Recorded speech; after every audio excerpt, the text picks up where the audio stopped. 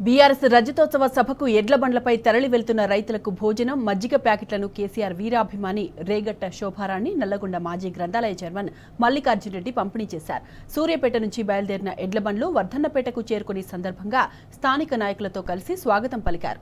మండు టెండలను సైతం లెక్క చేయకుండా ఎడ్ల బండ్లపై తరలి వెళ్తున్న రైతులకు భోజన సౌకర్యం కల్పించడం ఆనందంగా ఉందన్నారు మల్లికార్జున్. కేసీఆర్ కోసం ఉడతా భక్తిగా రైతులకు సాయం చేయడం సంతోషంగా ఉందని రేగొట్టె శోభారాణి తెలిపారు.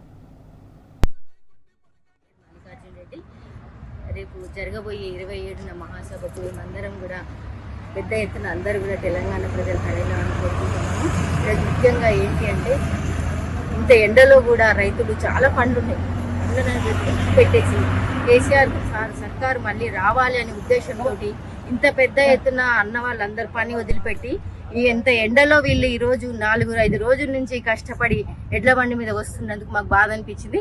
అందుకే ఈరోజు వాళ్ళకి చిరు సహాయం చేయాలనుకొని మేము ఈరోజు వచ్చినాం. ముఖ్యంగా కేసీఆర్ గారు తలపెట్టినటువంటి 27 సభకు పెద్ద ఎత్తున తరలి రావాలనే ఉద్దేశంతో సూర్యాపేట నుంచి రైతులు స్వచ్ఛందంగా తరలి ఏదైతే ఎడ్ల బండ్లలో వాళ్ళు గత 4 రోజుల నుంచి సూర్యాపేట నుంచి వర్ధన్నపేట దాకా రావడం జరిగింది.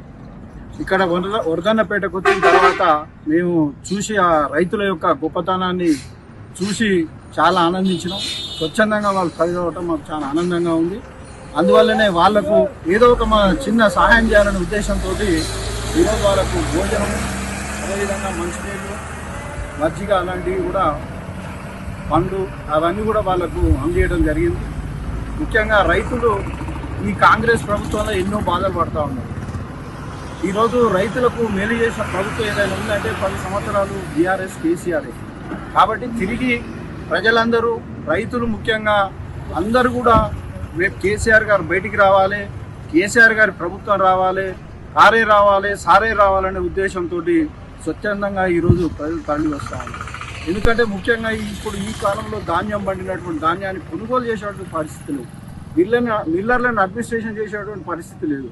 కాబట్టి రైతులు ఎంతో విధంగా ఇబ్బంది పడుతున్నటువంటి పరిస్థితులు ఉన్నాయి. కాబట్టి ఈ మన రేపు ఏప్రిల్ 20న జరుగుతున్నటువంటి మహాబహిరంగ సభ ఇది చారిత్రాత్మకమైనటువంటి సభ జరగబోతా ఉన్నది. భారతదేశంలోనే ఒక నెంబర్ 1 సభ జరగబోతా ఉన్నది. కేసీఆర్ గారు ఆ రోజు ఏం చెప్తారు, రైతుల గురించి ఏం చెప్తారు, లేదా కార్మికుల గురించి, కర్షకుల గురించి, ఉద్యోగస్తుల గురించి, కాంగ్రెస్ ప్రభుత్వం మీద ఏ రకమైనటువంటి విమర్శలు చేస్తారు, అసలు ఈ కాంగ్రెస్ ప్రభుత్వం చేస్తున్నటువంటి అరాచకాలకు ఏ రకమైన సమాధానం చెప్తారని దానికోసం ఎదురు చూస్తూ ఉన్నారు.